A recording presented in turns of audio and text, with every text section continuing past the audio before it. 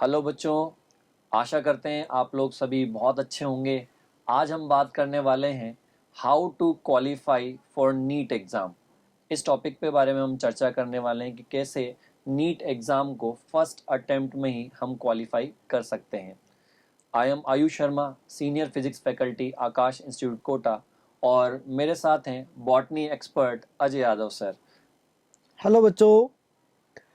आज बच्चों हम बात करने वाले हैं कि कैसे नीट एग्ज़ाम को हम फर्स्ट अटेम्प्ट में क्वालिफाई कर सकते हैं। तो इसके लिए हमें किन किन बातों का ध्यान रखना है, ऐसे कौन कौन से पॉइंट्स हैं जिन्हें हमें ध्यान में रखना होता है और उसके अकॉर्डिंग प्रिपरेशन करनी होती है। और जब हम एग्ज़ाम देने वाले होते हैं तो एग्ज़ाम में कौन कौन सी बातों के बारे में हमें पता होना चाहिए, किन किन पॉइंट्स के बारे में हमें पता होना चाहिए, ये सारी चीज़ें हम बहुत ही डिटेल में आज हम डिस्कस करने वाले हैं। तो चलिए बच्चों, स्टार्ट करते हैं इसके बारे में। तो बच्चों हम शुरू करते हैं पहले क्वेश्चन से। मैं आयुष सर से पूछना चाहूँगा, सर नीट के बारे में पहले थोड़ा सा बच्चों को बताइए कि नीट एग्ज़ाम एक्चुअल में है क्या। बच्चों, अगर हम नीट एग्ज़ाम की बात करें तो नेशनल टेस्टिंग एजेंसी एनटीए जो है ये हर साल नीट का एग्ज़ाम कराती है। NEET national eligibility cum entrance test ये एग्ज़ाम होता है।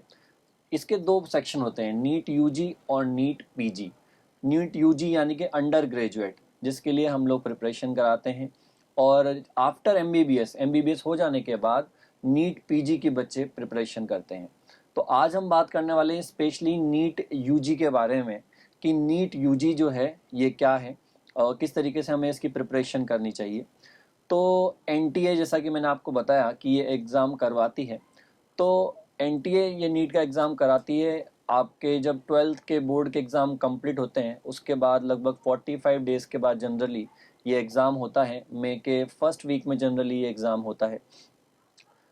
नीट एग्ज़ाम के अंदर अगर हम बात करें बच्चों, तो इसके अंदर हमारे 4 सब्जेक्ट्स आते हैं, physics, chemistry, botany and zoology.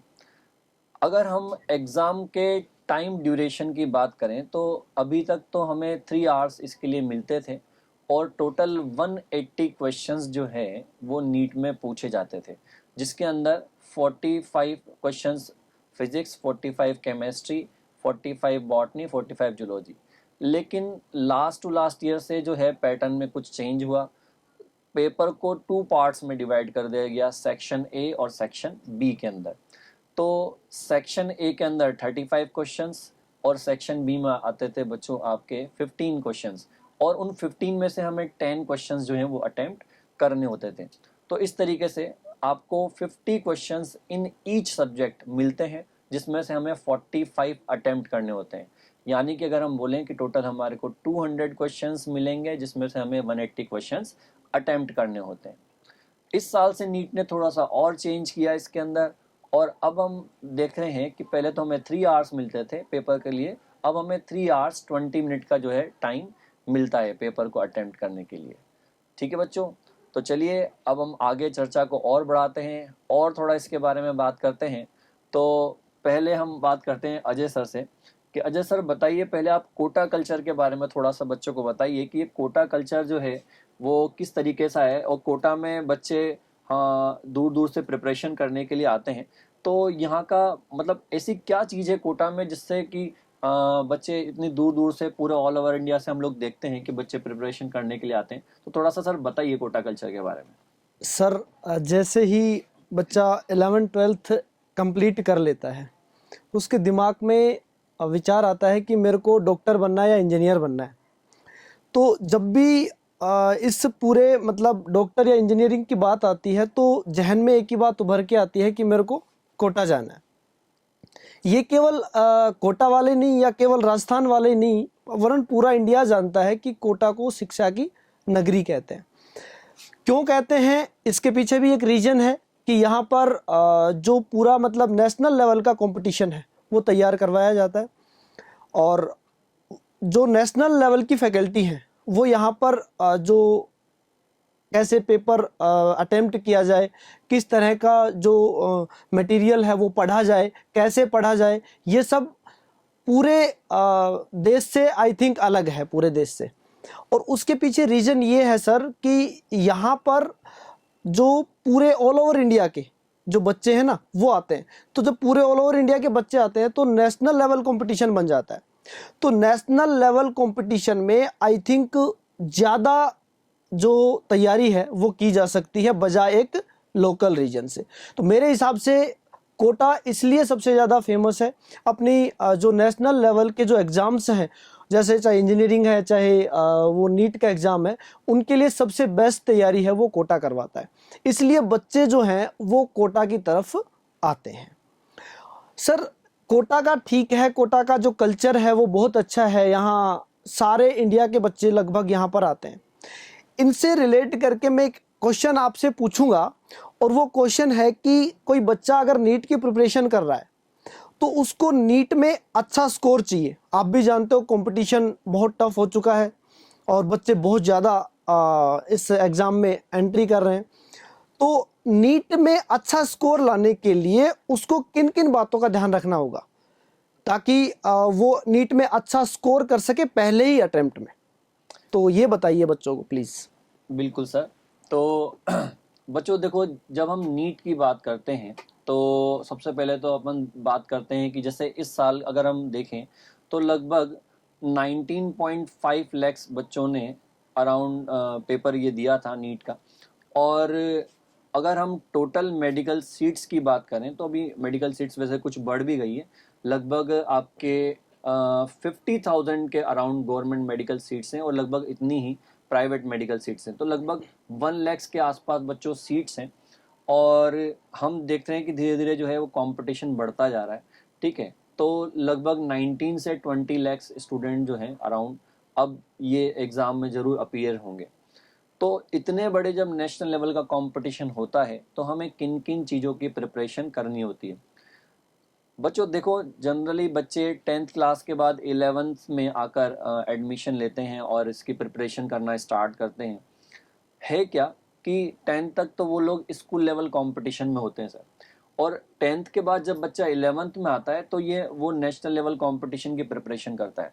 दोनों में बिल्कुल जमीन और आसमान जैसा डिफरेंस होता है। बिल्कुल स्कूल लेवल कंपटीशन में तो बच्चा क्या होता है, सब्जेक्टिव टेस्ट देता है और उसको पता है कि हाँ इस कंटेंट में से ये क्वेश्चन जो है बनने वाले हैं, क्योंकि जिस तरीके के क्वेश्चंस उनको क्लास में डिस्कस करवाए जाते हैं उसी तरीके से क्वेश्चन जनरली हमारे को पेपर में देखने को मिलते हैं। लेकिन यहाँ थोड़ा सा डिफरेंट है, ये नेशनल लेवल कंपटीशन है, इसकी प्रिपरेशन के लिए एक बहुत ही सॉलिड स्ट्रेटजी होनी चाहिए, एक बहुत ही सॉलिड प्लान होना चाहिए। तो जब एक बहुत सॉलिड स्ट्रेटजी होगी, एक बहुत सॉलिड प्लान होगा, तभी हम इस नेशनल लेवल कंपटीशन को क्रैक कर सकते हैं पहले अटेम्प्ट में। तो चलिए अपन बात करते हैं कि ऐसी कौन कौन सी चीज़ें हैं जो हमें ज़रूरी है इस नेशनल लेवल कंपटीशन को क्रैक करने के लिए। पहले बच्चों, सबसे पहले हम बात करते हैं कि आपके जो भी नोट्स हैं, है ना, नोट्स तो हम पढ़ते ही जाएंगे। ठीक है, तो बच्चों आपको पहले मैं की पॉइंट्स बता देता हूँ, क्या क्या की पॉइंट्स है जो हमारे लिए ज़रूरी है इस एग्ज़ाम को क्वालिफाई करने के लिए। सबसे पहले हमारे पास शॉर्ट नोट प्रिपेयर्ड होने चाहिए। बिल्कुल ठीक है, इसके बारे में हम आगे चर्चा करेंगे कि शॉर्ट नोट हमारे प्रिपेयर्ड होने चाहिए। दूसरी चीज़ कि क्वेश्चन प्रैक्टिस जो है वो प्रॉपर होनी चाहिए। ठीक है। थर्ड चीज आती है आपके एनालिसिस, जितने भी आप पेपर देते हो उन सारे टेस्ट पेपर्स का प्रॉपर एनालिसिस होना चाहिए, उनकी कमियां निकालनी चाहिए और उनके ऊपर काम होना चाहिए। ये आपको देखा जाता है। इसके अलावा पेपर देने का तरीका जो है वो भी बहुत बड़ा रोल जो है वो प्ले करता है एग्जाम में, कि हमारे पेपर को अटेम्प्ट करने का तरीका कैसा होता है। मतलब हर एग्जाम को नीट समझ के ही दे। हाँ बिल्कुल, है ना, हर एग्जाम को नीट समझ के ही देंगे। अभी अपन इसके बारे में भी डिटेल में बात करेंगे, बच्चों की पेपर देने का तरीका एग्जैक्टली क्या होना चाहिए जी।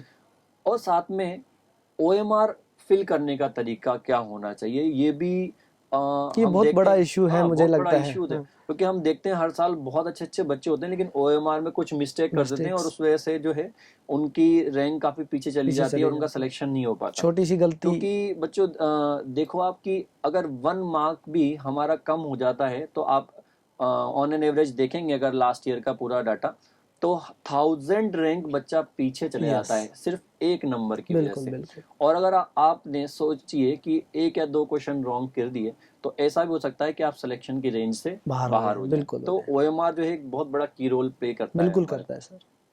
और साथ में हमारी डे रूटीन की लाइफ जो है वो किस तरीके से होनी चाहिए, किस तरीके से हमें अपने आप को जो है इसके लिए प्रिपेयर करना चाहिए, ये सारी चीज़ें जो है हम आगे डिस्कस करने वाले हैं इसके ऊपर।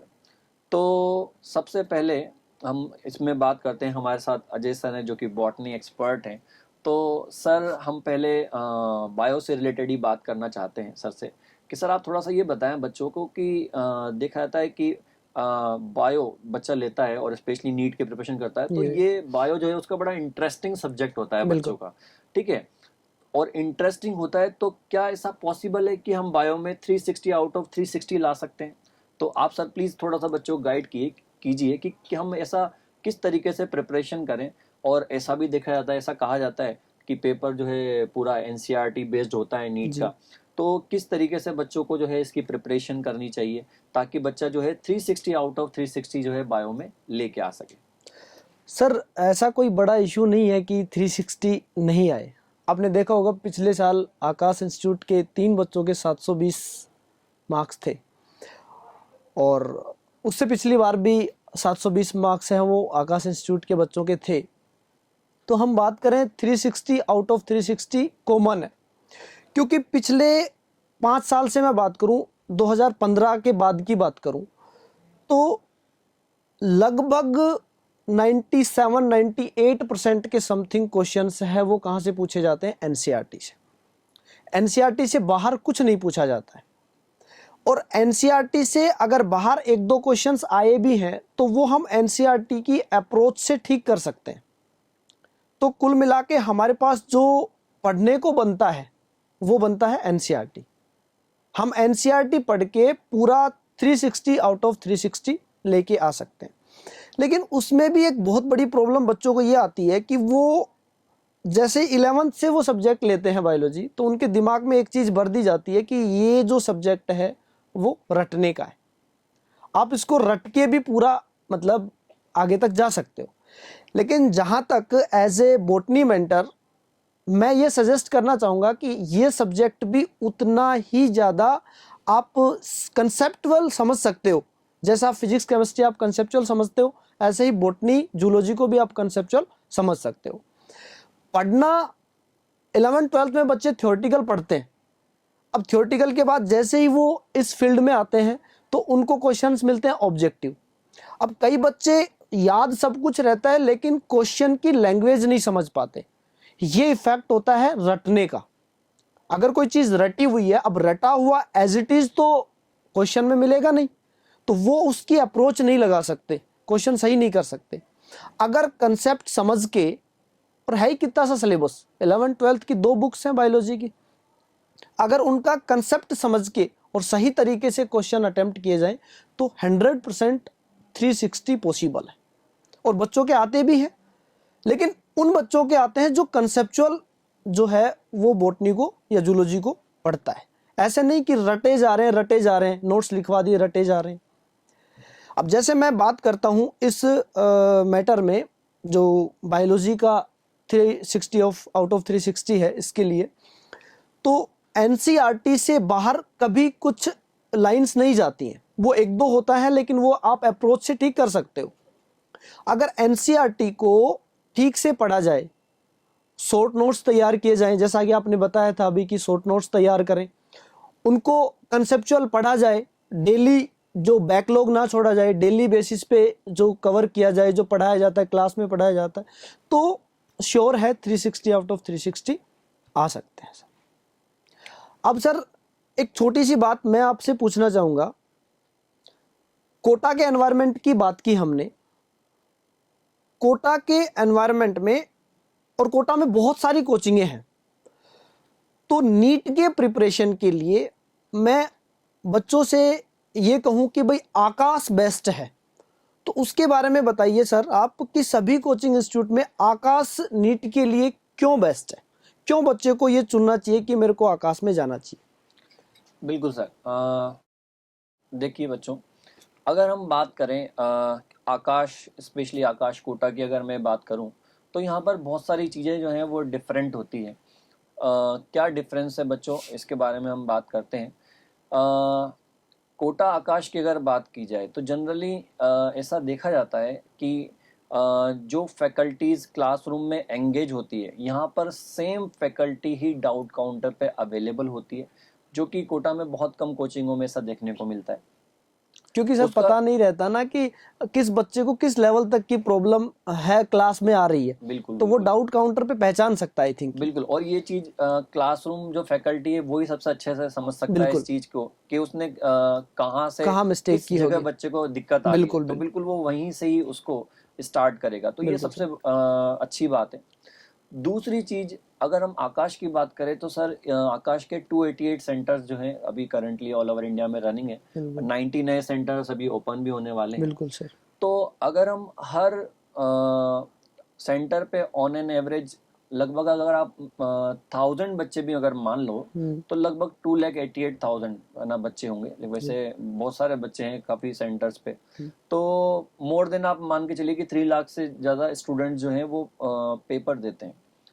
तो कोई भी पेपर जो होता है, पहली चीज़ तो यहाँ पर जो क्लासरूम में फैकल्टीज एंगेज हैं, उन फैकल्टीज को पेपर बनाने की अथॉरिटी ही नहीं होती है। बिल्कुल नहीं होती ठीक सर। है, तो क्योंकि वो है बाइस्ड ना, वाला तो हो ही नहीं सकता हाँ, फिर। क्योंकि जो फैकल्टी क्लासरूम में एंगेज है, अगर वो पेपर बनाएगी तो ऑब्वियसली वो वही चीज़ें टेस्ट पेपर में डालेंगी जो उन्होंने क्लासरूम में डिलीवर किया। बिल्कुल तो उससे उसका क्या होता है कि इन हाउस स्कोर तो बहुत अच्छा होता है, लेकिन बिल्कुल नीट एग्जाम में जो है कहानी कुछ और होती है। बिल्कुल। ठीक है, तो यहाँ पर क्योंकि नीट में अगर हम देखें तो नीट में क्या होता है कि एक थर्ड पार्टी पेपर बनाती है यस और बच्चों का एग्जाम होता है। तो यहाँ पर वेरी फर्स्ट टेस्ट से ही इस तरीके से बच्चों की हम लोग प्रिपरेशन करवाते हैं कि हमारे यहाँ पे 200 डेडिकेटेड फैकल्टी मेंबर्स की टीम है, जिसको नेशनल एकेडमिक डिपार्टमेंट जो है वो चलाता है।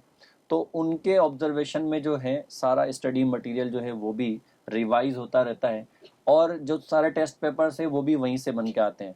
तो उसमें न सिर्फ क्लास में जो बच्चे पढ़ रहे हैं वो आपके क्रॉस चेक होते हैं, बल्कि फैकल्टीज भी क्रॉस चेक हो जाते हैं कि उन्होंने क्लासरूम में जो है ये पढ़ाया है नहीं, नीट के रिलेवेंट जो है वो पढ़ाया डिलीवर नहीं। किया है या नहीं किया है।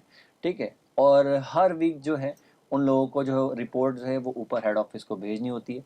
तो ये एक बहुत ही स्पेशली नीट के रिलेवेंट कंटेंट ही डिलीवर होता है, और सारे पेपर्स जो हैं वो उसी के अकॉर्डिंग जो है यस डिलीवर होते हैं।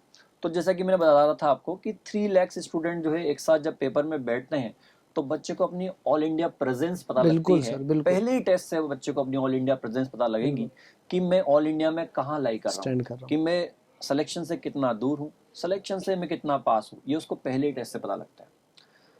इसके बाद जो मेन प्रॉब्लम बच्चों को आती है वो है कि अगर किसी रीजन की वजह से उसकी क्लास मिस हो गई, जी तो क्या उसके पास है कोई सॉलिड बैकअप प्लान? हम देखें तो किसी इंस्टीट्यूट के पास होता नहीं है। तो अपने यहाँ पर जो है एक स्पेशली रिकॉर्डेड वीडियो लेक्चर्स की लाइब्रेरी है, जिसमें जो फैकल्टीज क्लासरूम में एंगेज हैं उन्हीं के वीडियो लेक्चर्स रिकॉर्डेड फॉर्म में भी अवेलेबल हैं, जिसको कि हम आई ट्यूटर लैब बोलते हैं। जी आई डू। आई ट्यूटर लैब के अंदर क्या है, बच्चा अनलिमिटेड प्रैक्टिस कर सकता है। उसमें न सिर्फ वीडियो लेक्चर्स हैं, बल्कि उसके अंदर जो है मॉक टेस्ट भी है। साथ में जो स्टडी मटेरियल बच्चा पढ़ रहा है उसी को ई बुक की फॉर्म में बच्चा वहां से भी पढ़ सकता है। तो आई ट्यूटर मीन्स अनलिमिटेड प्रैक्टिस। तो बच्चा, ये एक बहुत बड़ा बच्चों का इश्यू होता है कि जी उनकी सर क्लास क्लास छूट मिस गई। हो जाती है, तो उनके पास कोई सॉलिड बैकअप प्लान नहीं होता, लेकिन हम लोग ये भी उसको प्रोवाइड कराते हैं। और अभी एक रिसेंटली एक नया डेवलपमेंट भी हुआ है आकाश में, आपको बताऊं, साइंस ऑडियो बुक, इंडिया की फर्स्ट ऑडियो बुक जो है वो लॉन्च हुई जी सर हाँ है ना। और ये फर्स्ट ऑडियो बुक है।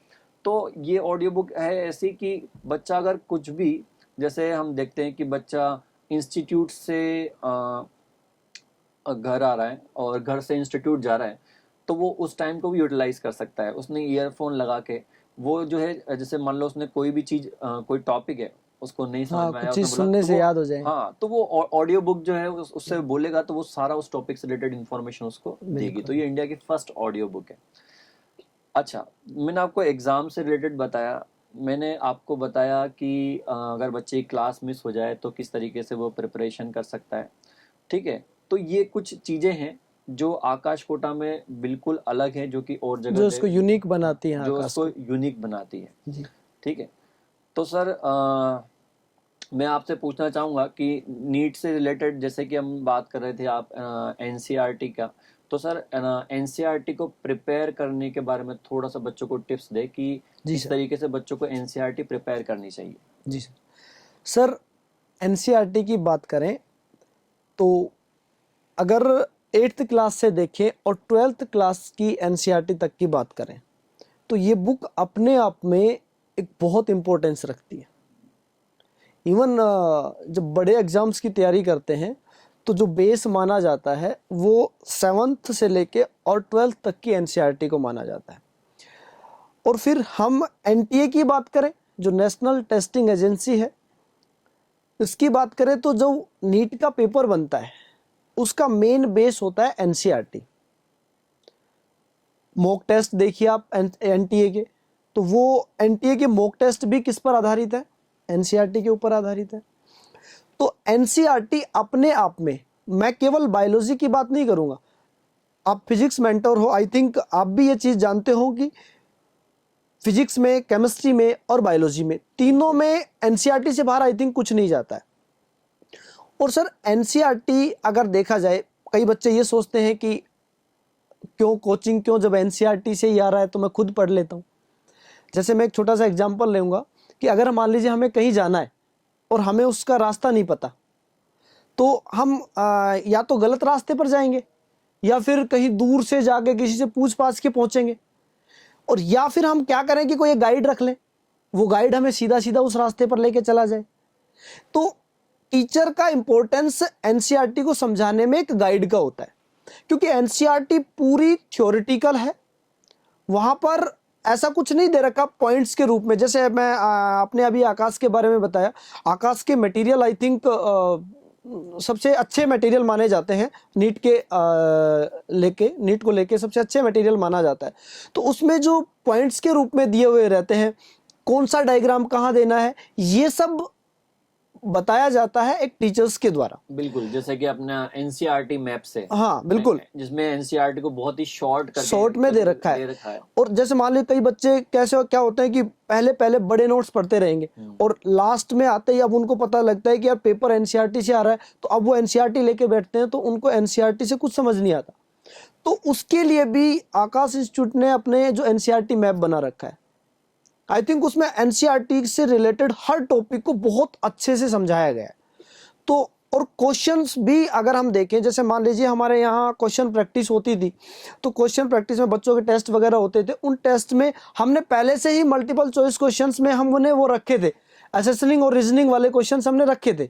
और अब की बार 2022 का पेपर था नीट का, उसमें सारे क्वेश्चन ए और आर से पूछे गए थे।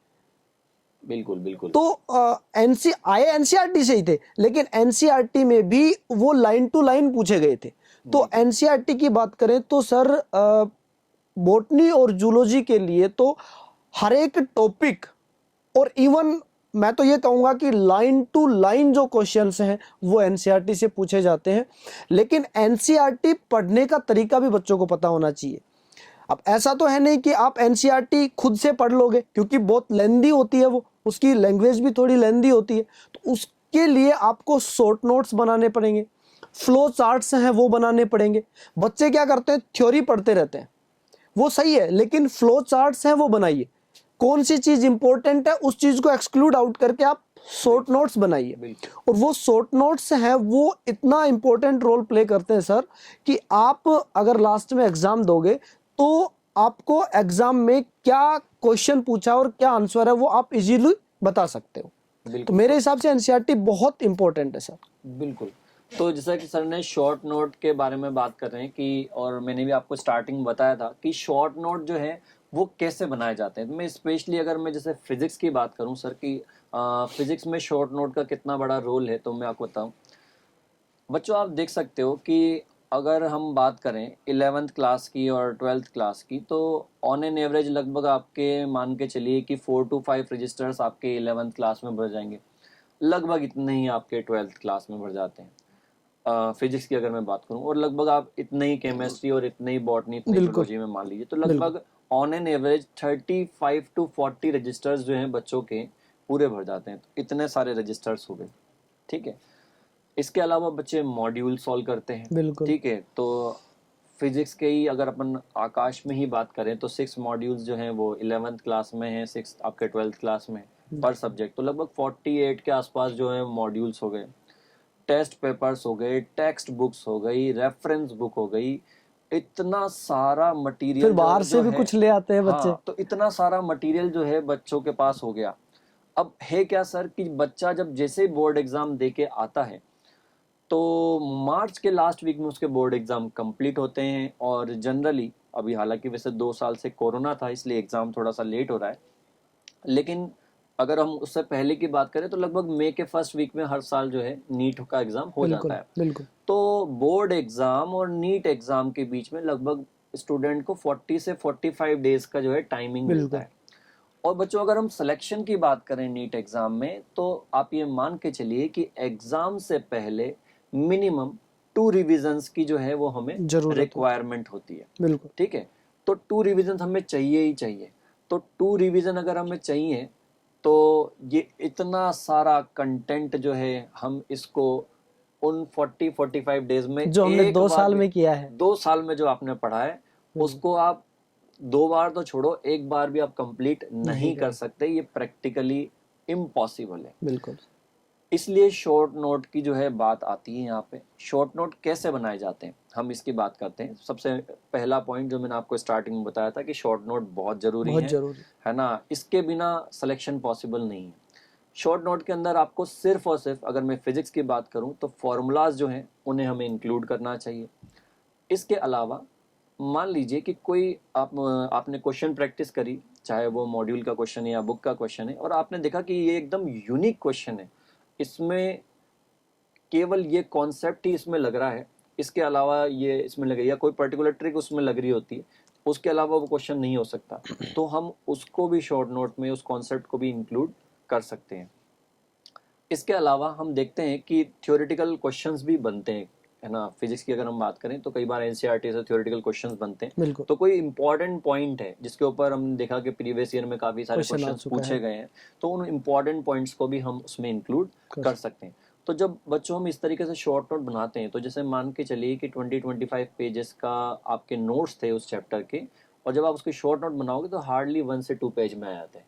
तो इस तरीके से एक रजिस्टर में पूरी फिजिक्स को हम कंपाइल कर सकते वो हैं। पढ़ने में भी हाँ, थोड़ा बहुत सा, बहुत इजी होती और है। उसको मन भी करता है, फिर हाँ, कम रहता है तो। क्योंकि ह्यूमन टेंडेंसी हाँ है ना। अगर मान लीजिए हमें कल एग्जाम देना है हाँ, और आप देखिए कि कोई चैप्टर है जिसके हमें 40 पेजेस पढ़ने हैं, ठीक है, और वहीं अगर अपन ने उसके शॉर्ट नोट बना रखे हैं जो 2 पेजेस में, तो 40 पेजेस तो पढ़ के ही हम देख के ही सुन के ही हम, अरे यार ये कैसे कर पाएंगे हम। बिल्कुल लेकिन 2 पेजेस अगर हमारे पास होंगे तो ह्यूमन टेंडेंसी है तो हमारी क्या, अरे यार क्लियर अभी कर निपटाते हैं लेंगे हम इसको। निपटाने। तो एक बड़ा ही मतलब इजी हो जाता है बच्चे के लिए शॉर्ट नोट बनाना और उससे प्रिपरेशन करना। सर एक क्वेश्चन है मेरा, आपने इनिशियल में भी डिस्कशन किया था इसके बारे में, और एक क्वेश्चन प्रैक्टिस है हम्म और पर डे क्वेश्चन प्रैक्टिस, और एक वर्ड आपने और यूज किया था एनालिसिस। हम्म हम्म, इन तीनों के बारे में बच्चों को थोड़ा सा बताइए कि भाई एक एनालिसिस क्या क्यों करें, किस लिए ज़रूरी है, और क्वेश्चन प्रैक्टिस कितनी होनी चाहिए, क्योंकि फिजिक्स आई थिंक बहुत ज़्यादा प्रैक्टिस मांगता है। बिल्कुल बिल्कुल। और फिजिक्स ऐसा तो कुछ है नहीं कि रट के चले गए और वही आ जाएगा, उसको तो अप्रोच बेस्ड क्वेश्चन आते हैं, वो तो लगानी पड़ेंगे। तो कितने क्वेश्चन है वो बच्चे करें कि भाई उनको थोड़ी सी अप्रोच आए कि भाई किस तरह से मैं फिजिक्स को कर सकता हूँ, तो वो बताइए सर प्लीज। बिल्कुल। तो बच्चों जैसा कि मैंने आपको बताया था कि शॉर्ट नोट, उसके बाद हम बात करते हैं एनालिसिस की और क्वेश्चन प्रैक्टिस की। पहले मैं क्वेश्चन प्रैक्टिस के बारे में स्टार्ट करता हूँ। क्वेश्चन प्रैक्टिस का बच्चों बहुत बड़ा रोल है, ठीक है। अगर हम सिलेक्शन की बात करें तो मिनिमम 1 लाख क्वेश्चंस की प्रैक्टिस की, 80,000 से लगभग 1 लाख क्वेश्चंस की प्रैक्टिस की रिक्वायरमेंट मिनिमम जरूरी होती है। लेकिन इतने सारे क्वेश्चंस का नाम सुनते हमें डरना नहीं है, एक दिन में नहीं करने हैं बच्चों, 2 इयर्स में हमें कंप्लीट करने हैं। तो शुरुआत हम कैसे कर सकते हैं? शुरुआत आप कीजिए, आप 40 क्वेश्चन से स्टार्ट कर सकते हो। 10 question physics, 10 chemistry, 10 botany, 10 zoology. अगर बच्चा बिल्कुल वेरी फर्स्ट डे से स्टार्ट करना चाहता है तो वो 10 क्वेश्चन से स्टार्ट कर सकता है। हाँ, लेकिन इसमें एक चीज़ है, आपको करना क्या है कि अगर आपने आज 40 क्वेश्चंस किए यानी कि 10 क्वेश्चंस पर सब्जेक्ट किए, तो कल आपको 11 क्वेश्चंस पर सब्जेक्ट करने चाहिए, यानी कि 1 क्वेश्चन हमने बढ़ा दिया। आज किए थे आपने 40, तो कल हो जाएंगे 44। उतने ही टाइम में। हाँ, उतने ही टाइम में, यस। है ना। और उसके बाद फिर हमें अगले दिन 48, फिर 52, ऐसे 4 क्वेश्चंस जो है पर डे हम बढ़ाते हुए चले गए। अब आपको लगेगा कि यार 4 क्वेश्चंस तो बढ़ा रहे हैं, कोई क्या, लेकिन इसका इम्पैक्ट आपको देखने को मिलेगा 1 मंथ बाद। 1 मंथ बाद अगर हम बात करें तो 4 क्वेश्चंस आप एक्स्ट्रा कर रहे थे, तो 30 × 4 कितना हो गया, 120। आपने स्टार्टिंग करी थी 40 क्वेश्चंस पर डे से, और आप 1 मंथ बाद 120 प्लस 40 यानी कि 160 क्वेश्चंस पर डे आप कर रहे कर थे। रहे हैं। तो अगर कोई बच्चा लगभग 150 से 200 क्वेश्चन अगर डेली वो सॉल्व कर रहा है, तो आप मान के चलिए कि वो सिलेक्शन की रेंज में चल रहा है ऑन एन एवरेज। तो हालांकि हर बच्चे की कैपेसिटी अलग अलग होती है, एफिशिएंसी अलग अलग हो सकती है, तो आपको 150 या 200 क्वेश्चन में पहुंचने में 1 मंथ 2 मंथ भी लग सकते हैं, तो आप अपना टाइम लीजिए, लेकिन हाँ हमारे माइंड में यह होना चाहिए कि हमें इतने क्वेश्चन जो है वो पर डे तक पहुंचना है और इसको भी क्रॉस करके आगे निकलना है, क्योंकि केवल सिलेक्शन ही नहीं, हमें रैंक भी देखनी है। बिल्कुल। तो जितने ज़्यादा से ज़्यादा आप क्वेश्चन की प्रैक्टिस करोगे, फाइनली वही जो है बेंचमार्क आपका बनने वाला है, कि वही डिसाइडिंग फैक्टर हमारा बनेगा कि जो कि हमें रैंक तक लेके जाएगा। ठीक है, तो हम देख रहे हैं कि क्वेश्चन प्रैक्टिस का कितना बड़ा रोल है। सेकंड सर, आपने बात करी एनालिसिस की। एनालिसिस। एनालिसिस का बहुत बड़ा रोल है बच्चों। जनरली होता क्या है कि बच्चे ने टेस्ट दिया, इंस्टीट्यूट पे ऐसे टेस्ट हुआ, तो बच्चे ने टेस्ट दिया, टेस्ट दे के आने के बाद वो टेस्ट पेपर उठा के उसने घर पे फेंक दिया। ठीक है, एक्चुअली में आपने टेस्ट दिया, ये इंस्टीट्यूट का काम कंप्लीट होता है, हमने टेस्ट करवाया है। ठीक है, आपका काम अब स्टार्ट होगा। कैसे? आपको सबसे पहले वो पूरा आंसर की से चेक करना है। पर सब्जेक्ट आपको एनालिसिस बनाना पड़ेगा। फिजिक्स, कितने क्वेश्चंस आपने अटेम्प्ट किए थे, कितने रॉन्ग हुए और कितने अनअटेम्प्टेड है और कितने राइट हुए। ऐसे केमिस्ट्री, बॉटनी और जूलॉजी में। ठीक है, attempt question, right question, wrong question और अनअटेम्प्टेड। जो क्वेश्चन रॉन्ग हुए हैं, जो क्वेश्चन आपके अनअटेम्प्टेड हैं, वो किस किस टॉपिक के थे, ये आपके लिखा होना चाहिए। जो क्वेश्चन रॉन्ग हुआ है उसका रीज़न क्या है, क्यों रॉन्ग हुआ है, ये लिखा होना चाहिए। और लास्ट में फाइनली कितने क्वेश्चन आपने अटेम्प्ट किए थे, total question right, total question wrong, total marks और टोटल परसेंटेज, ये आपको बनाना है। अब क्या करना है आपको, जो क्वेश्चन आपके रॉन्ग हुए हैं या जो क्वेश्चन अनअटेम्प्टेड थे, उनकी पहले आप थ्योरी देखिए अच्छे से, बिल्कुल। उसके बाद उन क्वेश्चंस की प्रैक्टिस कीजिए अच्छे से। बिल्कुल। तो आपने किया क्या, आपने अपनी कमियां ढूंढी, कमियां ढूंढने के बाद आपने उसके ऊपर काम किया, तो आपकी कमी दूर हो गई। ऐसे एनालिसिस तो मुझे लगता है कि केवल नीट में ही नहीं, पूरी जिंदगी में इंसान को जरूरत पड़ती है, हर काम में बिल्कुल एनालिसिस तो हर काम का होना चाहिए। बिल्कुल बिल्कुल एनालिसिस जो है पर वो एनालिसिस ये जरूर है सर, पॉजिटिव रिजल्ट जरूर देता है एनालिसिस। बिल्कुल देगा पॉजिटिव रिजल्ट, और आप इसको भी इस तरीके से लीजिए। इवन हम देखने को मिलता है कि अगर आपके सिर्फ 20% मार्क्स भी अगर फर्स्ट टेस्ट में आते हैं, तो आप एक छोटी सी स्ट्रेटजी में आपको बता रहा हूँ, आप इसको फॉलो कीजिए और आप बहुत ही ज़बरदस्त रिजल्ट देखने को मिलेंगे, क्योंकि हम लोग यहाँ पे इस स्ट्रेटजी को फॉलो करते हैं। आप एक्चुअली में बीइंग ए पेरेंट्स, हमारी एक्सपेक्टेशन तो बहुत ज़्यादा होती है बच्चों से, वो फर्स्ट है टेस्ट ना। से ही होती है कि बच्चा बिल्कुल पूरे पूरे लेके आए बच्चे से। बिल्कुल बिल्कुल, लेकिन एक्चुअली में हम लोग थोड़ा इसको अलग तरीके से डील करते हैं। हम लोग बच्चों को प्रेशर क्रिएट नहीं करते हैं, हम उसको बहुत रिलैक्स जोन में रखते हैं। बिल्कुल। अगर उसका 20% मार्क्स है, तो हम उसको टारगेट देते हैं कि अगले टेस्ट का आपका टारगेट है 23% का। ठीक है, कि आपको 3% मार्क्स बढ़ाने। मान लीजिए कि अगर आपके 50 क्वेश्चंस नेगेटिव हुए थे, तो अगले टेस्ट में 48 से ज़्यादा नेगेटिव नहीं होने चाहिए। ठीक है, ये हमने उसको टारगेट दिया। अब 20% वाले को अगर टारगेट दो आप 80% का, हालांकि इम्पॉसिबल तो नहीं है, लेकिन उसके लिए बहुत ही टफ टास्क हो जाएगा। वहीं आपने उसको दूसरी तरफ 23% का टारगेट दिया है, तो वो उसके लिए बहुत ही ईजी है, बहुत ही अचीवेबल है। हार्डली उसको 2 या 3 क्वेश्चन और अटेम्प्ट करने, बिल्कुल। सही करने, तो वो बहुत इजीली उस टारगेट को बिल्कुल। अचीव कर लेता है। बिल्कुल। अब आप कहोगे सर 23% से क्या होगा, लेकिन इसका रिजल्ट देखिए आप 10 टेस्ट के बाद। आपने 3% एक टेस्ट में बढ़ा रहे हो तो 10 इंटू 3 30% आपके बढ़ गए, इम्प्रूवमेंट हुआ है। इम्प्रूव हो गए। तो 10 टेस्ट के बाद आप कहाँ पहुंच गए, 20 से 50% पे इससे पहुंच एक गए आप। छोटी सी बात याद आ रही है सर, कहीं पढ़ा था मैंने कि भाई जैसे 26 डिग्री टेम्परेचर पर हमने कोई बर्फ रखी हुई है, बिल्कुल। और आप एक एक टेम्परेचर बढ़ाइए, 27 किया, 28 किया, 29 किया, 30 किया, 31 किया, बर्फ एज इट इज रहेगी। लेकिन जैसे ही 32 33 पे गए, बर्फ मेल्ट होने लग जाएगी। हमने पहला टेम्परेचर चेंज किया, तब जाके वो 33 पर जाकर उसने मेल्ट होना स्टार्ट किया। तो इसका मतलब स्लाइटली चेंज, छोटे छोटे चेंज हम करेंगे तो लास्ट में हमें बहुत सा एक बड़ा इम्पैक्ट उनका दिखाई देगा। बिल्कुल। तो नीट क्या है बच्चों कि एक बहुत बड़ा टारगेट है, तो उस टारगेट को हम स्मॉल स्मॉल टारगेट में स्टेप्स ब्रेक में कर करते हैं। सकते हैं। पर डे के टारगेट में उसको ब्रेक कर दो तो ये इससे ज्यादा इजी कुछ है ही नहीं। बिल्कुल सर। अगर हम उसको पर डे के टारगेट में ब्रेक कर देंगे तो ये बहुत आसान हो जाएगा।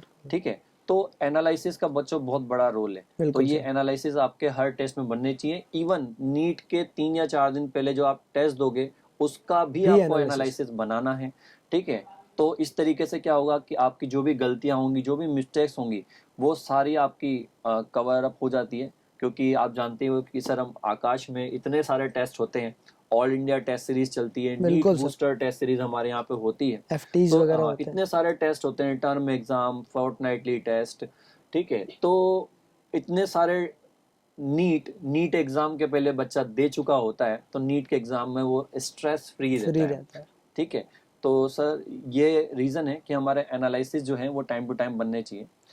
तो आपने देखा हुआ बच्चों कि हमने बात की यहाँ पर शॉर्ट नोट कैसे बनाए जाते हैं, जो कि बहुत ज़रूरी है। सेकंड हमने बात की बच्चों यहाँ पे क्वेश्चन प्रैक्टिस कितनी से हम स्टार्ट कर सकते हैं और कहाँ तक हम जा सकते हैं। इसके बाद हमने बात करी कि एनालिसिस जो है वो किस तरीके से बनाया जाता है और किस तरीके से हम अपने नेगेटिव्स को कम कर सकते हैं और थोड़ी थोड़ी परसेंटेज को हम बढ़ा सकते हैं। इसी बीच में हम छोटी सी बात करते हैं। सर आप ये बताइए कि जैसे हम बात कर रहे थे पहले कोटा कल्चर की हम बात कर रहे थे, तो कोटा में आकाश इंस्टीट्यूट जो है अपना, तो यहाँ पर हम अगर हम बात करें बच्चों की केयर के बारे में, तो बच्चों की केयर जो है वो सबसे ज़्यादा होती है ऐसा देखा जाता है। और इसको जैसा कि बोला जाता है कि अपना आकाश इंस्टीट्यूट जो है ये आपका केवल और केवल यहाँ पर नीट की प्रिपरेशन होती है कोटा आकाश के अंदर। हालांकि वैसे तो आईआईटी, प्री नर्सर डिवीज़न और नीट सभी की प्रिपरेशन होती है आकाश में, लेकिन इसको सेंटर ऑफ एक्सीलेंस बनाया गया। तो ऐसा क्या अलग है सर यहाँ पर कि सेंटर ऑफ एक्सीलेंस है और केयर यहाँ पर बहुत ज़्यादा होती है, जैसा बच्चों को सुनने को मिलता है? सर आकाश, आई थिंक सभी इस बात से परिचित होंगे, इनफैक्ट आप भी, कि आकाश लगभग 35 ईयर जो पुराना संस्थान है स्पेशली, तो हमेशा से आकाश की एक पॉलिसी रही है कि स्टूडेंट फर्स्ट। उसके लिए वो हमेशा स्टूडेंट को प्रायोरिटी देता है।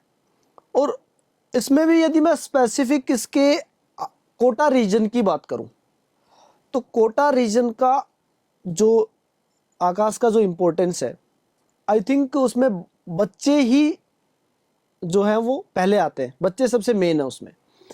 रीजन क्या होता है सर, एक तो एटमॉस्फेयर बहुत डिसिप्लिन्ड है, और लाइफ में जहाँ तक मुझे लगता है कि लाइफ में डिसिप्लिन के अलावा जो सबसे इम्पोर्टेंट टास्क है वो कुछ नहीं है। खाने में डिसिप्लिन, चलने में डिसिप्लिन, पहनने में डिसिप्लिन, वही आदमी आई थिंक बहुत ऊपर तक जाता है। तो आकाश का सेंटर ऑफ एक्सीलेंस रहने का जो सबसे बड़ी वजह है वो हमेशा यही है, डिसिप्लिन। टीचर्स में डिसिप्लिन, बच्चों में डिसिप्लिन। यहाँ पर आप अगर जैसे आकाश, जो अपना आकाश हमारा जो कोटा सेंटर है उसको हमने अपना आकाश के नाम से बनाया है, तो जैसे आप एंट्री करोगे वहाँ डाउट काउंटर पे आप देखोगे कि जो बच्चे हैं लड़के, उनके लिए अलग से जो डाउट काउंटर है वो बनाए गए। और जो गर्ल्स हैं उनके लिए अलग से बनाया गया है। तो मतलब ऐसा लगता है इनिशियल जैसे पेरेंट्स एंटर करता है तो घर जैसा माहौल है, वो लगता है उनको कि भाई अपना आकाश में घुसे हैं तो बिल्कुल घर जैसा अलग, लड़के अलग हैं, लड़कियां अलग हैं, और टीचर्स सामने बैठे हैं और सारी फैकल्टी वही बैठी है जो क्लास में पढ़ाती है उनको। तो मेरे हिसाब से आई थिंक ये इनोवेशन जो है वो किसी संस्था के पास नहीं है मेरे हिसाब से, आकाश को छोड़ के। तो ये चीज़ आकाश को यूनिक बनाती है। दूसरी अगर हम बात करें, जैसे हमारी संस्था के अंदर कुछ टीम हमने बना रखी है, इमरजेंसी टीम। जैसे अभी पिछले दिनों की बात है कि एक बच्ची की तबीयत खराब हो गई थी, तो रात को 12 बजे के समथिंग कॉल आया था, तो इमरजेंसी टीम ने जाके तुरंत उसको संभाल लिया। तो उसमें आई थिंक बच्चों को ऐसा लगता है कि भाई केवल कोचिंग टाइम में नहीं, कोचिंग के बाद भी जो हमारी फैकल्टी है वो हमारे साथ है, तो उससे भी थोड़ा सा बॉन्डिंग बनता है बच्चों के बीच में, और थोड़ा विश्वास जगता है कि इस पराये शहर में हमारा भी कोई अपना है, कि भाई पेरेंट्स तो कैसे आ सकता है इतनी जल्दी। तो ये चीज़ें सर आकाश को बहुत यूनिक बनाती हैं। तीसरी चीज़ मैं बात करूं कि आकाश का जो मटेरियल है, और स्पेसिफिक कोटा आकाश की बात करें तो कई बार क्या होता है, रिलेवेंट थ्योरी डिस्कस नहीं की जाती क्लास में, अनरिलेवेंट टॉपिक बहुत सारे पढ़ा दिए जाते हैं और वो बच्चे के लिए बहुत ज्यादा बर्डन हो जाता है। हम कोटा में देखते भी हैं कि काफी जगह जो है हाँ, बहुत ही इररिलेवेंट टॉपिक पढ़ा जो दिया है, जाता है, बहुत डिटेल में ले जाया जाता है, हाँ, जिसकी इतनी रिक्वायर्ड जरूरत नहीं रहती है, नहीं है क्योंकि आप 11th-12th के बच्चों को आप एमबीबीएस थोड़ी करा रहे हो, बिल्कुल आप तो उनको जस्ट एक कॉलेज में एंट्री दिला रहे हो। बिल्कुल तो वो आप उनको जो एनटीए ने सिलेबस डिसाइड किया है, आई थिंक वो होना चाहिए मेरे हिसाब से। बिल्कुल तो वो चीजें आकाश ने बहुत स्ट्रिक्टली फॉलो की हैं। आपने कोटा सेंटर की लगा लो, चाहे से आप किसी भी सेंटर की लगा लो, उन्होंने बहुत स्ट्रिक्टली फॉलो किया है ये चीज को कि आप इररिलेवेंट मटेरियल आप क्लास में डिस्कस ही नहीं करोगे। बिल्कुल बिल्कुल। अब आप मान लीजिए सेल के बारे में पढ़ाओगे तो सेल तो पूरा साइटोलॉजी है, उसके बारे में तो कितने दिन तक पढ़ाते रहो, लेकिन बच्चे को कितनी जरूरत है और किस हद तक क्वेश्चन पूछे जा सकते हैं, वो चीजें आई थिंक आकाश ने बहुत अच्छे से मेंटेन की हैं। तो इसलिए भी मैं आकाश कोटा को इस मामले में कहना चाहूंगा कि बहुत अच्छा इन्होंने स्टडी मटेरियल और बच्चों को इवन जो क्लास में डिलीवर किया वो बहुत अच्छा किया। तो ये सारी बातें हैं जो आकाश को यूनिक बनाती हैं अपने आप में। कोटा नहीं, पूरे लगभग पूरे देश में ही यूनिक बनाती है। सर मेरा एक क्वेश्चन है सर, पढ़ाई के अलावा थोड़ा सा मैं जानना चाहूंगा, बहुत से बच्चों की प्रॉब्लम रहती है और शिकायत भी आती है, हेल्थ इश्यू। जैसे अपन पुराने जमाने से सुनते आए हैं कि पहला जो सुख होता है वो निरोगी काया होती है, कईयों के पास, बच्चों के पास निरोगी काया ही नहीं होती, हेल्थ इश्यू बहुत ज्यादा होता है। तो और ये आप सभी जानते हैं, हम भी जानते हैं ये चीज कि एक अच्छा जो मन है ना, स्वस्थ मन, वही नई चीजें इनोवेशन कर सकती है। नया मतलब नई कुछ नया सीखना है तो एक स्वस्थ मन ही सीख सकता है। तो उसको रखने के लिए और उसका क्या इम्पोर्टेंस है इस एग्जाम को क्वालिफाई करने में, उसके बारे में आप थोड़ा सा डिस्कस करें। हम लोग लगातार पढ़ते रहते हैं, लेकिन होता क्या है कि हमें हमारा सिटिंग जो है वो भी हमारी फिक्स्ड होनी चाहिए कि कितने आवर्स की हमें सिटिंग होनी चाहिए। ठीक है, तो हार्डली आप 1.5 आवर या 2 आवर आपने सिटिंग हो गई बिल्कुल नॉन स्टॉप। इसके बाद आपको थोड़ा सा देख लेना चाहिए, बीच में आप कुछ खा पी सकते हो, थोड़ा बहुत थोड़ा सा आपने घूम लिया या म्यूजिक सुन लिया, या आपकी जो हॉबी है वो भी। तो हॉबी को भी कंटिन्यू रखना चाहिए। ऐसा नहीं कि हम एक नेशनल लेवल कंपटीशन की प्रिपरेशन कर रहे हैं तो सिर्फ पढ़ाई पढ़ाई पढ़ाई पढ़ाई। मशीन को भी आराम की जरूरत होती है। बिल्कुल, नहीं तो वो क्या है, स्ट्रेस डेवलप करेगा आपके माइंड में। तो स्ट्रेस रिलीजिंग जो है कुछ कुछ चीजें हमारे पास होनी चाहिए। आप स्पोर्ट्स खेल सकते हो थोड़ी बहुत देर, ऐसा नहीं है कि आप नेशनल लेवल की प्रिपरेशन कर रहे हो तो आप स्पोर्ट्स खेलना दूर हो गए, अलाउ नहीं है। बिल्कुल। बिल्कुल बिल्कुल आप खेल सकते हैं, अपनी पढ़ाई के साथ साथ अपनी हॉबी को भी कंटिन्यू रख सकते हैं, इसमें कोई बुरी बात नहीं है। और ये अच्छा है, ये आपको और उल्टा सपोर्ट करेगी और उल्टा मोटिवेट करेगी। बिल्कुल ठीक है, तो इसके लिए अगर अगर हम बात करें तो स्पेशली अपने यहाँ पर आपने देखा होगा सर कि ऊपर 4th फ्लोर पे हाँ, रिक्रिएशन रूम बनाया हमने बनाया हुआ है। तो बच्चे अगर मान लो सुबह सेल्फ स्टडी जोन पे बच्चे आ जाते हैं, जैसे कि अगर इवनिंग आवर्स की क्लास है तो बच्चे सुबह 7 बजे इंस्टीट्यूट आ जाते हैं, क्लासेस तो उनकी 3:30 बजे स्टार्ट होगी। वो यहीं बैठ के पढ़ाई करते रहते हैं, 2-3 घंटे पढ़ाई किया, अब थोड़ा सा बोर हो गया बच्चा तो वो गया रिक्रिएशन रूम में, थोड़ी बहुत देर उसने स्पोर्ट्स वगैरह खेला, आके वापस अपनी पढ़ाई स्टार्ट कर दी। तो बिल्कुल बच्चा जो है बिल्कुल अपना घर जैसा फील करता है यहाँ पे कि है ना, बिल्कुल इजीली एनवायरनमेंट, हेल्दी एनवायरनमेंट में पढ़ाई कर बिल्कुल रहा है। बिल्कुल तो ये चीज़ें बच्चों बहुत ज़रूरी है। आप देखो कि जैसे जैसे एग्ज़ाम आपका क्लोज आएगा ना, तो आपकी हेल्थ जो है एक बहुत इंपॉर्टेंट रोल प्ले बिल्कुल करती है। सर बिल्कुल। क्योंकि अगर मान लीजिए किसी भी रीज़न की वजह से अगर आपकी हेल्थ जो है वो डाउन हो गई, तो आपके 1-2 दिन खराब हो जाएंगे। क्लास एक दो मिस हो दिन जाएंगी। बिल्कुल, 1-2 दिन खराब हो गए, क्लास मिस हो गई। और जितना एग्जाम के हम क्लोज जाते हैं उतना ही टाइमिंग बहुत क्रूशियल हो जाता बिल्कुल है। बिल्कुल 1 या 2 दिन खराब होने का मतलब ये है कि आप 5-6 हज़ार रैंक पीछे चले गए। चले गए बिल्कुल। ठीक है, तो हमारा एक एक दिन इतना इम्पोर्टेंट है। तो उसके लिए हमें क्या है, हेल्दी फूड खाओ। ठीक है, घर का बनाई खाना आप खाएं। बाहर की जंक फूड वगैरह ये थोड़ा अवॉइड करने चाहिए एग्जाम के 1.5 या 2 बिल्कुल महीने पहले से ही, बिल्कुल एग्जाम के दिन तक। ठीक है। बच्चे पानी पीना ध्यान नहीं रखते हैं। पानी भी आप टाइम टू टाइम पीते रहें, मतलब लिक्विड डाइट भी आप लेते रहें, वो भी बहुत ज़रूरी है। बहुत क्योंकि जरूरी है सर। क्योंकि आपने देखा होगा सर कि एग्ज़ाम जो होता है हमारा, वो अभी तो वैसे कोरोना की कंडीशन थी तो थोड़ा लेट हो रहा है एग्ज़ाम। जनरली मई में एग्ज़ाम होता है। मई में बहुत ज़्यादा टेम्परेचर होता है, बहुत ज़्यादा गर्मी होती है। बिल्कुल सर। तो लिक्विड की कमी नहीं होनी चाहिए बॉडी में। बच्चों में मोस्टली ये देखने को मिलता है सर, पानी वगैरह तो वो मतलब दूर ही रहते हैं, हाँ, जैसे बहुत कम मतलब पीते हैं जरूरत बच्चे। पड़ने पे पीते हैं। हाँ और हेल्थ में आई थिंक लिक्विड चीजों का बहुत कंट्रीब्यूशन है। हाँ, तो आप अपनी हेल्थ पे प्रॉपर ध्यान दीजिए। थोड़ी आप रनिंग कर सकते हैं, है ना, थोड़ा योगा कर सकते हैं। ठीक है। फिजिकल के साथ साथ हमें हमारी मेंटल हेल्थ भी बहुत बिल्कुल ज़्यादा अच्छी रखनी है, ताकि हम स्ट्रेस फील ना कर सकें। और कुछ कुछ चीज़ों से आप कनेक्ट हो सकते हो। जब भी आपको थोड़ा सा स्ट्रेस फील हो इस तरीके का, तो कोई आप मोटिवेशनल स्टोरी सुन सकते हो। ठीक है, तो आप जो है आपको अच्छा फील होगा। इसके लिए सर हमने साइकोलॉजी टीचर भी अपॉइंट किया हुआ है। बिल्कुल बिल्कुल। रेहाना मैम हाँ जो है वो साइकोलॉजी टीचर बिल्कुल अपॉइंट कर रखी है हमने। बिल्कुल। तो तो वो उसकी हेल्प मिलती है बच्चों को, आई थिंक मुझे लग रहा है। बिल्कुल बिल्कुल बिल्कुल। सर एक लास्ट चीज हम डिस्कस करेंगे, और वो बहुत आई थिंक छोटा सा है, बच्चे उसको मानते भी बहुत छोटा सा है और ध्यान भी नहीं देते जब टीचर उसके बारे में बताता है। लेकिन वो बहुत टाइम ऐसा देखा गया है कि वो बच्चों को बहुत पीछे भी लेके चली जाती है। OMR filling. बिल्कुल बिल्कुल ओएमआर फिलिंग जो है, वो बच्चा इतना ज्यादा मतलब अपने सोचता है कि मुझे ये, जब मैं इतना पढ़ चुका हूं तो मुझे ये भरनी तो आती होगी। बिल्कुल और लास्ट में जाते जाते वो क्या करता है, वहीं जाके मिस्टेक करता है। तो बिल्कुल इसके बारे में थोड़ा सा और सुझाव दीजिए कि ओएमआर फिलिंग किस तरह से होनी चाहिए, कैसा क्या क्या ध्यान रखना चाहिए ओएमआर फिलिंग में हमें। बिल्कुल। मैं ओएमआर फिलिंग के बारे में आपको समझाता हूँ, और ओएमआर फिलिंग के साथ साथ मैं आपको ये भी बताता हूँ कि पेपर को अटेम्प्ट करने का जो सटीक मेथड है वो क्या होना चाहिए। जी आप इस चीज़ को बड़ा ध्यान से सुनिएगा बच्चों। पेपर करने का तरीका क्या होना चाहिए, क्योंकि ये एक बहुत ही बड़ी स्ट्रेटजी है जो कि हमारे लिए एक बहुत इंपॉर्टेंट रोल प्ले करती है। हमारी प्रिपरेशन कितनी भी ज़बरदस्त हो, ठीक है, एग्ज़ाम में जो सबसे बड़ा की फैक्टर होता है सर, वो है कि ड्यूरिंग द एग्जामिनेशन, यानी कि पेपर देते देते हमारे कॉन्फिडेंस लेवल का बढ़ना। बिल्कुल सर। तो क्योंकि एग्जामिनेशन हॉल में बच्चा जाता है, तो एग्जामिनेशन हॉल का प्रेशर उसके ऊपर आ जाता है बच्चे के ऊपर, और उस चक्कर में वो छोटी मोटी गलतियां करता है या कुछ ऐसी स्टेप वो ले लेता है जिससे कि सही उसका बात। पेपर बिगड़ जाता है। उसकी प्रिपरेशन बहुत अच्छी, नो डाउट बहुत अच्छी प्रिपरेशन है, लेकिन एक छोटी सी गलत स्टेप के चक्कर में जो है वो बहुत पीछे चला बहुत जाता है। पीछे चला जाता है। तो जो आपकी प्रिपरेशन है वो एक अलग पार्ट हो गया, और एग्जामिनेशन हॉल का एनवायरनमेंट ये एक बिल्कुल ही अलग पार्ट है। इसको हमें कैसे डील करना है, कैसे मैनेज करना है, ये मैं आपको बता रहा हूँ, बहुत ध्यान से सुनिएगा बच्चों।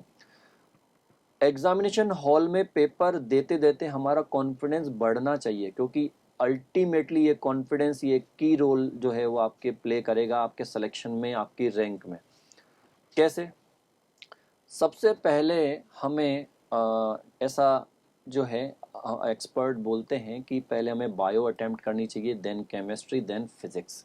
ठीक है, इस तरीके से हमें पेपर को अटेम्प्ट करना चाहिए। लेकिन ऐसे नहीं, आपको सबसे पहले बायो के छोटे छोटे क्वेश्चंस जो हैं वो अटेम्प्ट करने चाहिए। सेक्शन ए और सेक्शन बी में हमारा पेपर आता है, तो पहले हमें छोटे छोटे क्वेश्चंस बायो मतलब के जो अटेम्प्ट करने। आ रहे हैं उन्हें करते जाइए, हाँ बढ़ते हाँ जाएं। बिल्कुल, एक एक दो दो टाइम लाइन बिल्कुल वाले खराब नहीं क्वेश्चन, करें। हाँ। बिल्कुल एक एक दो दो लाइन वाले क्वेश्चंस जो है आप पहले अटेम्प्ट कीजिए। हम्म, ठीक है, बड़े क्वेश्चंस की तरफ देखिए भी मत, क्योंकि देखने में भी टाइम खराब होगा। बिल्कुल। ठीक है, तो पहले बच्चों छोटे छोटे क्वेश्चंस को करिए, छोटे छोटे क्वेश्चंस को करने के बाद फिर आप केमिस्ट्री में मूव कर जाइए, केमिस्ट्री के छोटे छोटे क्वेश्चंस को करिए, ठीक है। फिर आप फिजिक्स के छोटे छोटे क्वेश्चंस को करिए, फिर आप बायो में आइए, बायो के बड़े बड़े क्वेश्चंस को करिए, देन फिर केमिस्ट्री के बड़े क्वेश्चंस, और सबसे लास्ट में फिजिक्स के बड़े क्वेश्चन। ऐसा मैं क्यों कह रहा हूँ, इसका रीज़न है, ऐसा इसलिए कह रहे हैं बच्चों क्योंकि आपने स्टार्टिंग में कोई बड़ा क्वेश्चन लिया, ठीक है, तो बड़ा क्वेश्चन जो है वो 5 to 7 मिनट हमारे ले जाता है। क्योंकि जैसे मान लो इस बार अपन को देखने को मिला कि असर्शन रीजन वाले क्वेश्चन जो कि पहले Biology- एम्स के एग्जाम में एम्स पूछे में जाते आता थे, वो इस बार आए, स्पेशली बायो में भी देखने को मिले, लगभग 16 के आसपास क्वेश्चंस थे, बिल्कुल और ऐसे ही केमिस्ट्री और फिजिक्स में भी कुछ क्वेश्चंस आए। तो ऐसे क्वेश्चंस बच्चों ने अटेम्प्ट करे, और हमने देखा कि लास्ट में फिजिक्स के लिए टाइम ही नहीं बचा बहुत सारे बच्चों के पास, फिजिक्स बहुत इजी था अब की बार। और फिजिक्स बहुत इजी था, है ना, बहुत ही कम टाइम में हो गया था पूरा फुली स्कोरिंग, जैसा कि जनरली होता नहीं है, लेकिन बहुत स्कोरिंग था, लेकिन बच्चों को उसके लिए टाइम ही नहीं मिला। तो इसको हम बोलेंगे मिस मैनेजमेंट, ये सारा मिस मैनेजमेंट था। तो जो मैं मेथड आपको बता रहा हूँ बच्चों कि इसमें आपको नहीं पता पेपर से पहले कि कौन सा सेक्शन इजी होगा, कौन सा लेंदी होगा, बिल्कुल ठीक है। तो इस मेथड से कोई सा भी सेक्शन इजी आए, लेंदी आए, टफ आए, हमारा नज़र सबके ऊपर बनी रहेगी। तो स्टार्टिंग में जब हम एक बड़ा क्वेश्चन अटेम्प्ट करते हैं तो वो 5 to 7 मिनट ले जाता है, और हमने ऐसे अगर 4 to 5 क्वेश्चन स्टार्टिंग में ले लिए तो वो आपके 15 to 20 मिनट्स जो है ज़्यादा ले लेगा, और आपके ऊपर अब अननेसेसरी एक मेंटल प्रेशर क्रिएट हो गया कि मैंने इस सेक्शन में ज़्यादा टाइम ले लिया, बिल्कुल और मुझे आगे वाले सेक्शन जल्दी जल्दी करने हैं। वो जल्दबाजी के चक्कर में सब कुछ खराब हो जाता है। आप उसकी जगह क्या कीजिए, जैसा कि मैंने आपको बोला स्टार्टिंग में, छोटे छोटे क्वेश्चन अटेम्प्ट कीजिए, 1 से 2 लाइन वाले क्वेश्चन। तो 1 से 2 लाइन वाले क्वेश्चन अगर हम बायो के अटेम्प्ट कर रहे हैं तो फ्रैक्शन ऑफ सेकंड्स में सेलेक्ट हो जाएंगे, आता है तो टिक, नहीं आता है तो आगे बढ़ गए। तो वहीं 5 to 7 मिनट्स में आप मान के चलिए बच्चों, कम से कम आप 10 to 15 क्वेश्चंस कर लोगे। तो अब आपको डिसाइड करना है, एक बड़ा क्वेश्चन करोगे तो भी 4 मार्क्स मिलने हैं, एक छोटा क्वेश्चन करोगे तो भी 4 मार्क्स मिलने हैं। तो एक बड़ा क्वेश्चन हमने अटेम्प्ट किया तो हमें 4 ही मार्क्स मिले, उतने ही ड्यूरेशन में हमने 5 to 6 क्वेश्चन अटेम्प्ट कर लिए तो हमें 20 से 24 मार्क्स मिल सकते हैं। तो जब हम बहुत कम टाइम में पेपर अटेम्प्ट करते हैं, तो जैसा कि मैंने बोला कि 1 से 2 लाइन वाले क्वेश्चन अटेम्प्ट करने हैं पहले आपको फर्स्ट राउंड में बायो के, तो आप मान के चलिए कि लगभग 10 to 12 मिनट्स में आप बहुत सारे क्वेश्चंस, लगभग 30% के आसपास क्वेश्चंस बच्चों आपके ऐसे होते हैं जो कि 1 से 2 लाइन वाले होते हैं। तो स्टार्टिंग के 10-15 मिनट में आपने एक राउंड ले लिया बायो का, अब ये आपको जो है ना मोरल बूस्टअप देगा कि मैंने यार अभी सिर्फ 15 मिनट हुए हैं और मैंने एक राउंड ले लिया पेपर का। बिल्कुल बिल्कुल। फिर आप वापस से ही बायो का सेकंड राउंड लीजिए जिसमें 3 to 5 लाइन वाले क्वेश्चन जो है उनको अटेम्प्ट कीजिए। अगेन वही 10 to 15 मिनट्स में आप ये भी लगभग 30% क्वेश्चन आपको मिलेंगे 3 to 5 लाइन वाले, वो आपके हो जाएंगे। ऐसे ये 2 राउंड आपको केमिस्ट्री में लेने हैं, यही 2 राउंड आपको फिजिक्स में लेने हैं। फिर जो 5 लाइन से बड़े क्वेश्चन है बच्चों वो आपको लास्ट में करने हैं, पहले बायो के, देन केमिस्ट्री के, देन फिजिक्स के, ठीक है। अब जो क्वेश्चन स्टार्टिंग में 5 to 7 मिनट ले रहा था वही क्वेश्चन सिर्फ 1 मिनट में हो जाएगा जब हम उसको पेपर के लास्ट में अटेम्प्ट कर रहे हैं। ऐसा कैसे? ऐसा इसलिए हो पा रहा है क्योंकि पेपर के लास्ट में हमारी स्पीड बहुत ज़बरदस्त है, हमारी जो कैलकुलेशन की स्पीड है वो भी बहुत बढ़ जाती है, सोचने समझने की स्पीड भी बढ़ जाती है, और हमारी लिखने की स्पीड, सॉल्व करने की स्पीड भी बहुत तेज हो जाती है। तो वही क्वेश्चन जो है लेस देन 1 मिनट या 1 मिनट में हो जाता है। तो ये प्रॉपर पेपर करने की तरीका होता है। दूसरी चीज़ आती है, आपने बोला सर जैसे कि OMR फिलिंग। OMR फिलिंग कैसे करनी चाहिए? OMR फिलिंग का सबसे बेस्ट मेथड है पेज वाइज OMR आपको भरनी जितने है। किए आपने उतने एक पेज में जो भी आपने क्वेश्चन अटेम्प्ट किए उनको आपको OMR फिलिंग करनी है, लेकिन बोल बोल के फिल करनी है, क्योंकि जब हम बोल बोल के OMR फिल करते हैं तो हम उस पॉइंट पे कॉन्सेंट्रेट होते हैं, तो हमसे गलती नहीं होती। एक छोटा सा एग्जांपल देता हूँ। हमने क्वेश्चन नंबर 72, उसका आंसर है 3, तो जब हम क्वेश्चन नंबर 72 का आंसर फिल कर रहे होते हैं तो सेम टाइम पे हमारा जो माइंड है वो क्वेश्चन नंबर 73 पे होता है। 73 वो क्वेश्चन था जो मैं हमारे नोटबुक्स में से आ गया, अरे इसका आंसर तो फर्स्ट है, तो हम भरना था उसका आंसर 2, हमने भर दिया 1। तो ये बहुत ही कॉमन मिस्टेक है जो कि बहुत अच्छे अच्छे बच्चे ये भी सभी करते हैं। स्टूडेंट के साथ होती है सर। हाँ। इसमें ऐसा कुछ नहीं होता कि कोई इंटेलिजेंट या वो नहीं, बिल्कुल, सबके साथ होती है ये। बिल्कुल। मैंने ऐसे ऐसे भी केसेस देखे हैं, सारे क्वेश्चंस कर लेते हैं फिर इकट्ठा करके ओएमआर भरते हैं। उसमें सबसे बड़ा मेरे हिसाब से सबसे ज्यादा खतरा क्या रहता है, आपने एक भी ऑप्शन ऊपर नीचे कर दिया बिल्कुल, तो बिल्कुल। पूरे के पूरे ऑप्शन है वो गलत हो जाएंगे सारे गलत हो और जाएंगे। आपकी सारी मेहनत एक ऑप्शन की वजह से बेकार हो जाएगी। तो बिल्कुल। मेरे हिसाब से ये सबसे खतरनाक है। हाँ, ये सबसे मतलब डेंजरस चीज है कि अगर आप लास्ट में अगर ओएमआर भर रहे हो पूरा पेपर अटेम्प्ट करने के बाद, ये बिल्कुल ठीक उसी तरीके से कि जिस डाल पे हम बैठे हैं और उसी को उसी को काट काट रहे हैं। ठीक है, तो ऐसा रिस्क कभी ना लें, है ना। पेज वाइज भरें और बोल बोल के भरें। एक छोटा सा मैं आपको और सजेशन दूंगा कि जब भी बच्चों आप पेपर अटेम्प्ट करें तो पेपर को अंडरलाइन, क्वेश्चन को अंडरलाइन करते हुए आप पढ़ें। बिल्कुल। क्योंकि होता क्या है, जैसे इस बार भी देखने को मिला होगा आपने, which of the following option is incorrect. Mostly यही आता है, incorrect correct incorrect correct incorrect. अब हमने उसको जल्दबाजी में पढ़ लिया करेक्ट। करेक्ट। फर्स्ट ऑप्शन पढ़ा, वही करेक्ट था, हमने उसको टिक कर दिया, बाकी तीन ऑप्शन पे हम गए ही नहीं। बिल्कुल। तो बच्चों, आपकी स्ट्रेटजी कैसी होनी चाहिए, आप अपने आप को जज समझें। जज का काम क्या होता है, जब वो सारे गवाहों की बात सुनता है उसके बाद वो फैसला सुनाता है। बिल्कुल बिल्कुल। तो आपको क्वेश्चन को सॉल्व करने से पहले भी चार ऑप्शन पढ़ने हैं, सॉल्व करने के बाद भी चारों ऑप्शन ऑप्शन देखने। पढ़ने के बाद ही फिर आपको फाइनली आंसर बिल्कुल। टिक करना है। तो क्वेश्चन को जब हम अंडरलाइन करके पढ़ेंगे तो हमारा माइंड उस पॉइंट पे कॉन्सेंट्रेट होगा। जो क्वेश्चन में वर्ड होते हैं, find the maximum value, minimum value, correct incorrect, उसको सर्कल कर लो आप, बिल्कुल। ताकि वो आपने हाईलाइट कर लिया तो आपको दिखता रहेगा कि हाँ हमें ये चीज़ फाइंड आउट करनी है, तो गलती नहीं होगी। ठीक है। उसमें चांसेस रहते हैं सर ज्यादा। हाँ। उसमें बच्चे नहीं, वरन कई बार हम लोग भी मिस्टेक कर जाते हैं कि नहीं, बिल्कुल। नोट पूछा है या यस पूछा है, बिल्कुल। मतलब इसमें इनकरेक्ट करेक्ट में थोड़ा सा गड़बड़ हो जाती है। तो पहले उसको डार्क सर्किल में हमने यदि उसको कवर कर लिया तो ये बिल्कुल। प्रॉब्लम है वो ओवरकम हो सकती है। बिल्कुल बिल्कुल बिल्कुल। जी सर, ये सब बात थी how to crack the NEET. इसमें आज के लिए इतना ही। हाँ, तो बच्चों ये हमने काफ़ी सारी चीज़ें डिस्कस करी। हमने आपको शॉर्ट नोट के बारे में बताया कि शॉर्ट नोट किस तरीके से बनाया जी। जाता है, क्वेश्चन प्रैक्टिस कैसे करनी चाहिए, बिल्कुल। एनालिसिस कैसे बनाना चाहिए, हेल्थ है इशू ना। हेल्थ इशू के बारे में अपन ने बात करी, पेपर को कैसे अटेम्प्ट करना है, ओएमआर और फिलिंग सेंटर ऑफ एक्सीलेंस में कैसी, कोटा के बारे में हमने बात हमने किया, कोटा कल्चर के बारे कोटा में करी, आकाश की बात आकाश की। इंस्टीट्यूट के बारे में भी हमने बात करी। तो बच्चों, ये सारी चीज़ें जो हैं बहुत ज़रूरी है, सारे की पॉइंट्स जो हैं आप लोग ध्यान में रखिएगा। क्योंकि अगर हम पहले ही अटेम्प्ट में नीट को क्रैक करना चाहते हैं तो ये क्वालिटीज़ उन बच्चों में देखी गई हैं जो कि पहली बार में ही नीट को क्रैक कर लेते हैं, क्वालिफाई कर लेते हैं। तो बच्चों, आज के लिए इतना ही। Okay, thank you. All the best. All the best.